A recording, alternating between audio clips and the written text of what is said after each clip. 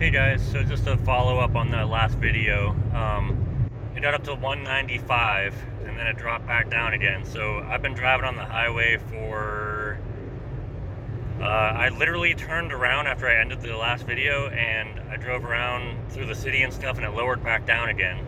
So now that I'm on the highway again, it's at 188 right there.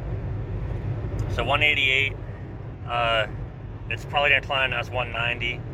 But it seems like 195 is the highest it goes, and it's only doing that because my RPMs are at 2,000, so there's extra friction because the higher, the RPMs are higher than just going through town. So, but so far everything's good. I might have to do a thermostat. I mean, I'm gonna do a thermostat sometime, maybe when the weather warms up.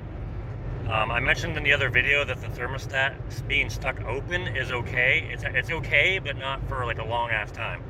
So what it does is if your engine doesn't heat up because the coolant is flowing through the whole time, it doesn't have a time to warm up as much.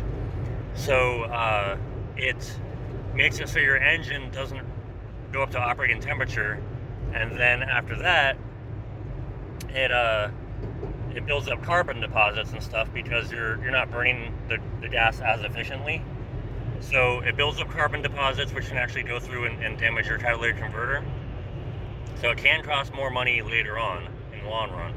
It's not as big of a deal in warm weather, it says, but in cold weather, excuse me, you want your engine to warm up kind of quick because you want it to run efficiently as soon as possible. So what I'm gonna do probably is wait until it's a little bit warmer out. Like right now, it's only like 15 degrees outside, so I'm gonna wait for it to be like probably 40 or 50 before I even bother trying. But I'm gonna do a thermostat in here, and then that'll fix that part. So then it'll run better. But if your thermostat is stuck closed, that's when you have to work. Like if that happens, that's an issue because that's when your your engine overheats. So I read online that most thermostats have a fail-safe, so when they do malfunction, they get stuck open so you don't get stuck overheating your engine every time. So but they said about 180 degrees is where your thermostat normally opens up, and then if it goes below 180, it shuts again. So that's apparently how a thermostat works. There's a wax. It says there's wax inside, and once it hits 180, that wax melts and it makes it so that the thermostat can open up a valve. And then when it cools off again, that valve closes and the wax hardens again to seal it. So that's how a thermostat supposedly works. I don't know for sure. That's what I read online. So I do know a valve opens up and shuts. I do know that, but I didn't know about the wax thing. So right now mine's running at 191. I'm getting an average of almost 22 miles per gallon. My alternator is running at 13.7. So my battery, it was a fresh battery. He even said, he's like, this came from the back, so it's like it was like fresh stock, so it was brand new, not just sitting on the shelf for 6 months or whatever.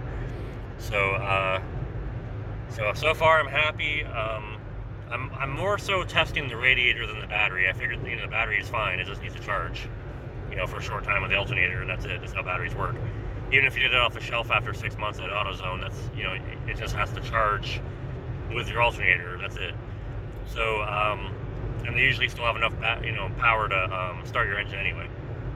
So but the radiator seems to be working fine. I might drive it around for a few days here and there, and then just make sure it's topped off. Make sure to top it off so there's no air bubbles. But I'm sure my friend did that. Because he said he did run it quite a bit. He ran it for like 3 hours total. Actually, he told me about 3 hours worth of it, but he probably ran it longer than that to make sure everything was running good. So, but anyway, I'm gonna leave it here. And if you have any questions or comments, please ask, and I will I will try to answer them as honestly as possible. Because, like I said, I'm not a mechanic. I know a little bit about cars, at least specification wise, not necessarily how to fix stuff, but I do know a little bit. So if you have a question, I'll try to answer it. If I can't answer it, then I'm sorry, but my information is free anyway, so But if you have any questions, comments, leave them, and I'll try to answer them. And please like and subscribe and hit that notification bell if you would like, and I appreciate it. Thanks.